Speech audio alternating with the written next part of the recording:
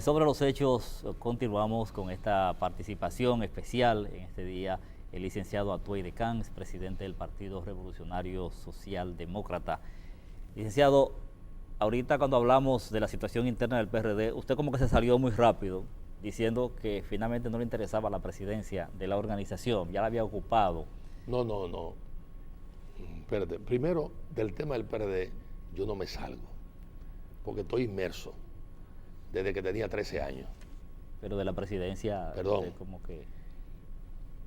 Gané por primera vez en la historia del PRD las elecciones estudiantiles y el movimiento de masa más grande que registra la historia de este país, que fue la lucha del medio millón. Y mi historia está ahí, en primera fila, no en última fila.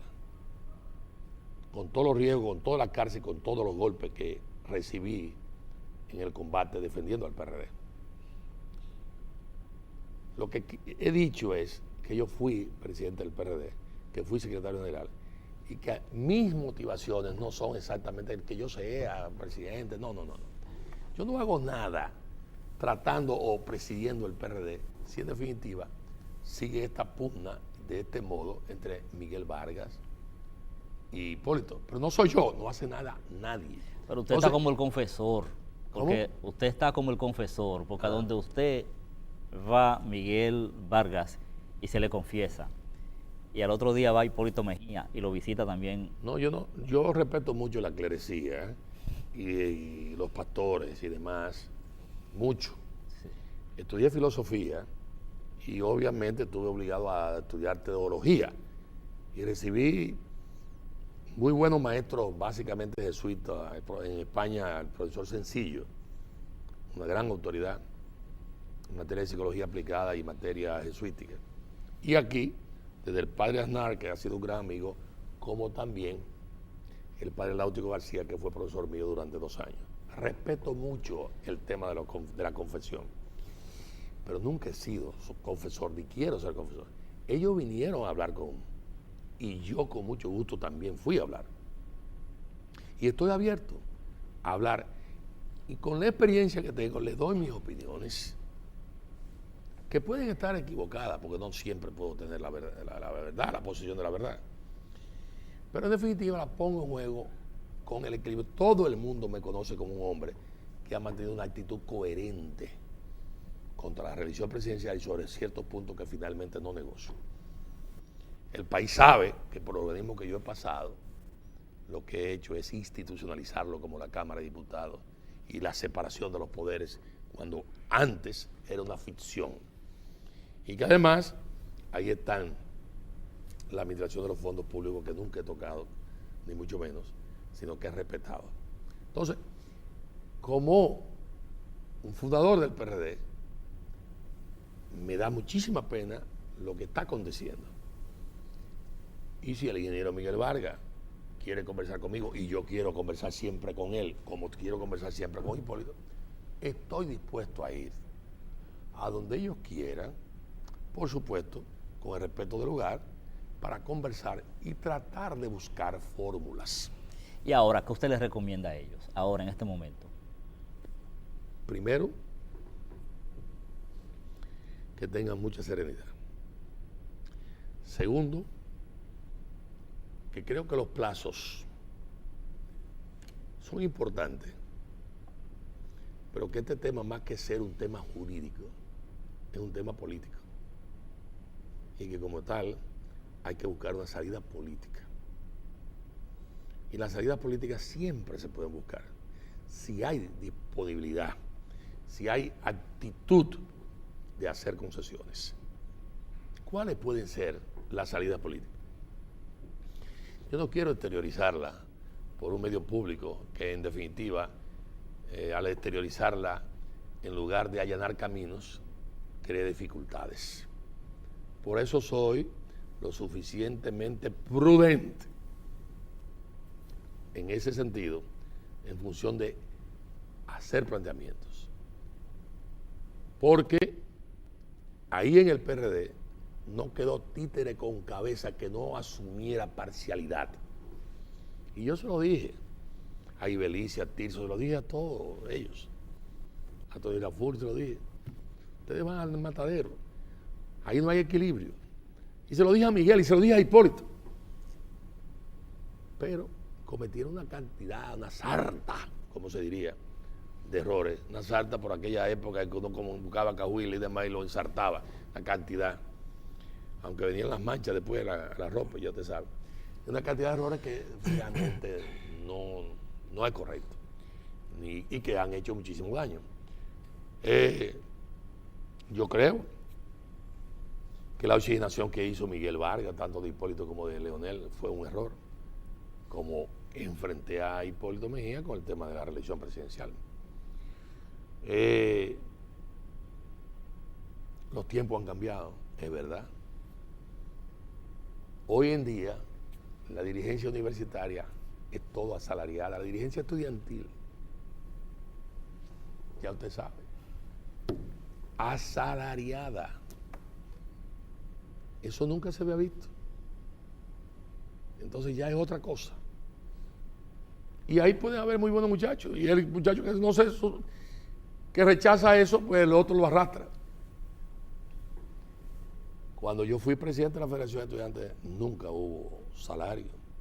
Y además, yo logré la primera asignación a la Federación de Estudiantes Dominicanos, que fueron 250 pesos mensuales. Y con esos fondos auspicié la creación, auspicié en primera persona, óigame bien, la creación de la Federación de Profesores, la Asociación de Profesores en el Teatro Agua y Luz, que también se hizo, y la financiamos con esos recursos. Y las publicaciones. Yo fui secretario de Estado de la Presidencia, no tenía presupuesto.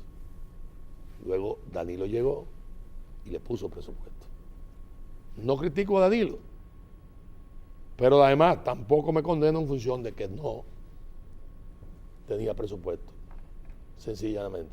No, me sentí bien.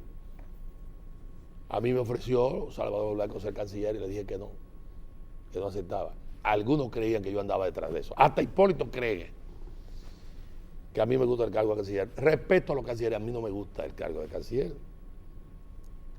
Sin embargo, le pedí un cargo que yo pudiera ver la movilidad social dominicana. Y de la Secretaría de la Presidencia pude. Y estuvo el tema de la negociación con el Fondo Monetario y ayudé. Y cuantas veces fui a Venezuela, logré siempre, con Herrera Campín, con Caldera, con el presidente Pérez, los recursos que se requerían depositar en el Banco Central para nutrir las reservas. En una época 100 millones, en otra época en 3 veces 50 millones de dólares, que eran vitales en ese momento para la reserva financiera. Y lo logré y demás. Y tengo, de cierto modo, la sanidad mental de no ser egoísta.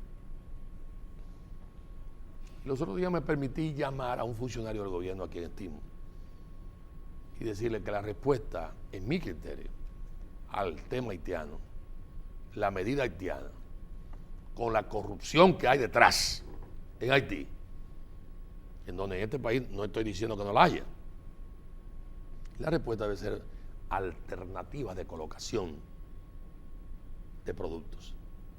Y les recordé que hubo un momento determinado en donde hubo exceso de producción de tabaco en el país y que no, llegando Salvador Blanco, y que no había forma de colocarlo en el mercado. Y que nosotros llamamos a don Jesús Hernández López Gil, que en paz descanse, de la petroquímica, que tenía a su hermano como presidente de la tabacalera española, y le pedimos que fuera allá. Y llamamos al presidente de España, Felipe González, para colocar esos excedentes, y lo logramos. Y lo logramos. Entonces, yo creo que Danilo hace muy bien cuando le plantea al presidente de Venezuela, Maduro, la posibilidad de colocar productos dominicanos allá. Y que hace muy bien, en cierto sentido, con tratar de pagar la deuda en esa dirección, porque ya el país experimentó cuando don Antonio y fracasó, porque las caraotas que se produjeron no eran suficientes y no se cumplió. Entonces Carlos Andrés Pérez tuvo que condonar la deuda dominicana y mandar una cantidad de RC2 que finalmente quien la utilizó fue Joaquín Balaguer en la aplicación en las calles, no los gobiernos del PRD. Pero los gobiernos del PRD con Peña Gómez también a la cabeza hicieron logros importantes en el Caribe, en el CARICOM y en organismos internacionales muy importantes. Y yo quiero decir que siempre el PRD y específicamente Peña Gómez y nosotros, cuando estuvimos en la Internacional Socialista, nunca nos aprovechamos para desacreditar el país, sino todo lo contrario. Los trapos sucios los lavábamos en el país, no en el exterior. No en el exterior. Yo entiendo que la actitud de humildad del presidente Danilo Medina, de ir a entrevistarse con el presidente de Haití, el cantante. Yo respeto mucho a los cantantes. Martelly, pero obviamente él no es un hombre de méritos políticos, ni mucho menos. Es lo único que puede decir que ha sido un buen cantante. Muy bien. Bueno, un hombre que recibió la ayuda de el expresidente Leonel Fernández Reina. Ajá. Ahí están los cheques publicados con el senador de San Juan de la Maguana y demás.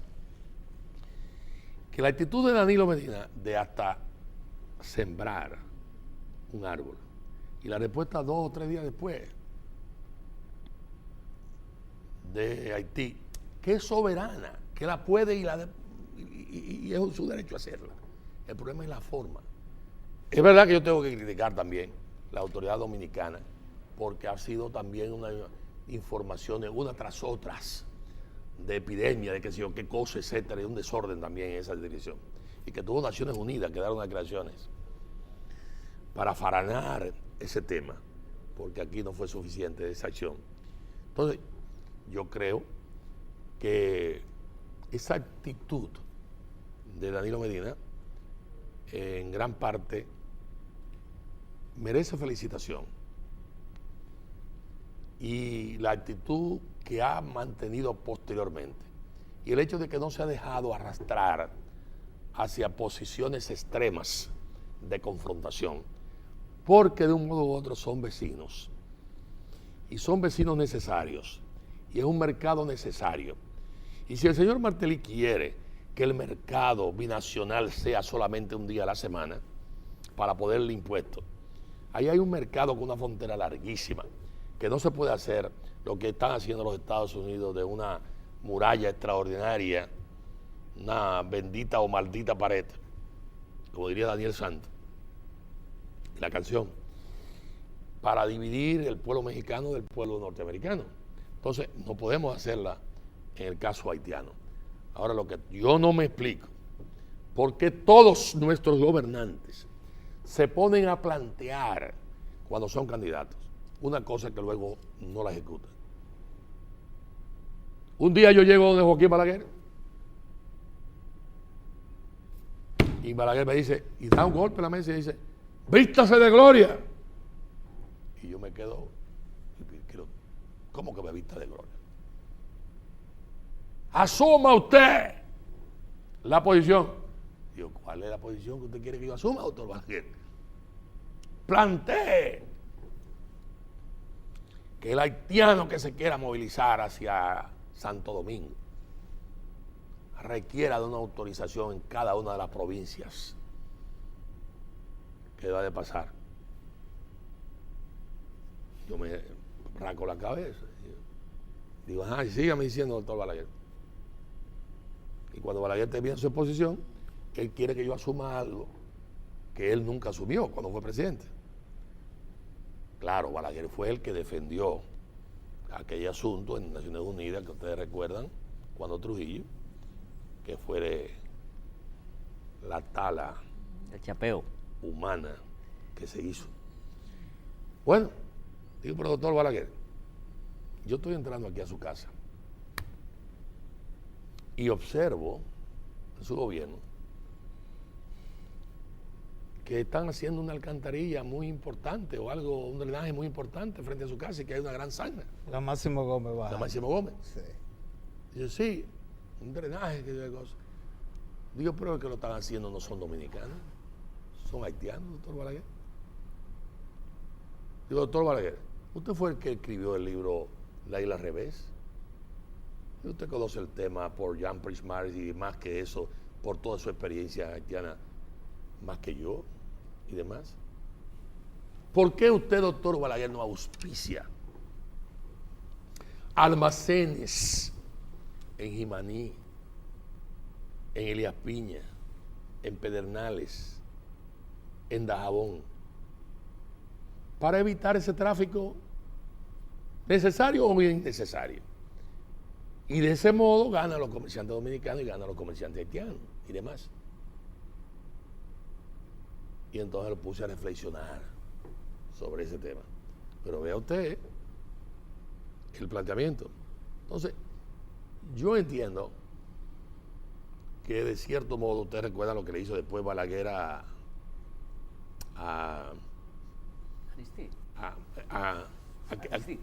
Aristide en Naciones Unidas, que lo fastidió. Peña Gómez y yo fuimos a ver a Aristide, que estaba en el Hotel Plaza Dominicana, y Peña Gómez le dije, te lo dije, Aristide, no te metas con Balaguer, que conoce demasiado el tema haitiano y te va a fastidiar. Maestro, decía Aristide, usted tenía razón. A Peña Gómez, usted tenía razón. ¿Usted cree que lo tumbó? ¿Usted cree que Balaguer tumbó a Aristide? Contribuyó a tumbarlo, y de qué modo. Claro que sí. Claro que sí. Porque Balaguer además tenía toda una comunicación con el ancien régime, con el antiguo régimen haitiano de Papadoc, aunque él de un modo u otro tomó una serie de decisiones, señores, que se extreman hasta el hecho de que Balaguer no quiso saber de Johnny Aves. Y un día, no tiene que ver Balaguer, pero un día barrieron a Johnny Aves y a la familia entera de Johnny Aves en Haití. En Haití. Porque Johnny Aves, en su afán, parece que incurrió en traicionar a los Duvalier. Y lo desaparecieron los Duvalier. Johnny Aves. Mire la mano ejecutora, cómo actuó y qué larga. Me imagino que no se disgustó Balaguer. No le pregunté nunca sobre eso, pero yo coincido contigo. Eso eran otros tiempos ¿Otro tiempo qué? en que pasaba ese tipo de cosas. No, pero ven acá, eso no hace tantísimo tiempo. Sí, ya hace tiempo. No. Recuerdo. Balaguer estaba en el gobierno cuando se produjo eso. Sí, en los 12 años. Exactamente. Entonces yo creo que ese es un tema, el tema haitiano, que es un tema muy delicado. Aquí tenemos al embajador Frisinea, que es uno de los embajadores mejores. Fue embajador aquí cuando Duvalier. Fue embajador en Washington. Es un diplomático de verdad. Diplomático de verdad. Un hombre que creo que llegó a ser canciller también. Pero un diplomático de verdad. En los momentos más difíciles mantiene una serenidad espantosa. Total. Por supuesto. Él es un embajador y hace lo que puede hacer. Pero obviamente hay torpezas que se ejecutan y que se producen innecesariamente en ocasiones. Le hace daño al gobierno haitiano y por supuesto hay hechos que repercuten en la República Dominicana. Licenciado, nos quedan un pocos minuticos ya y quisiera ver si usted me toca, aunque sea pinceladas así, ¿cómo evalúa la crisis en que se vio envuelta ahora el presidente de Bolivia, Evo Morales? ¿Cómo eso repercute y si eso se puede hacer en estos tiempos? Te agradezco mucho esa pregunta. Y yo supongo que el gobierno dominicano, aunque tímidamente, hará algún pronunciamiento.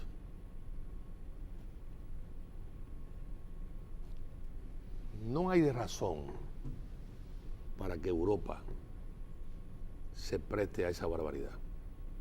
Y menos razón para que España actúe también en esa misma dirección. Y lo digo Porque cuando yo estudié en España, en la época del generalísimo Francisco Franco, siempre se decía que Franco mantenía unas relaciones con Cuba. Y había un cuento en la que se le atribuía a Cuba no haber sido la hija sumisa, sino la contestataria, la desviada. Y le criticaban a Franco por qué mantenía esas relaciones. Y Franco decía, porque se trata de las Españas. Sí, pero usted tal vez se da cuenta que es un comunista y demás. Y usted fue aliado hasta de Hitler.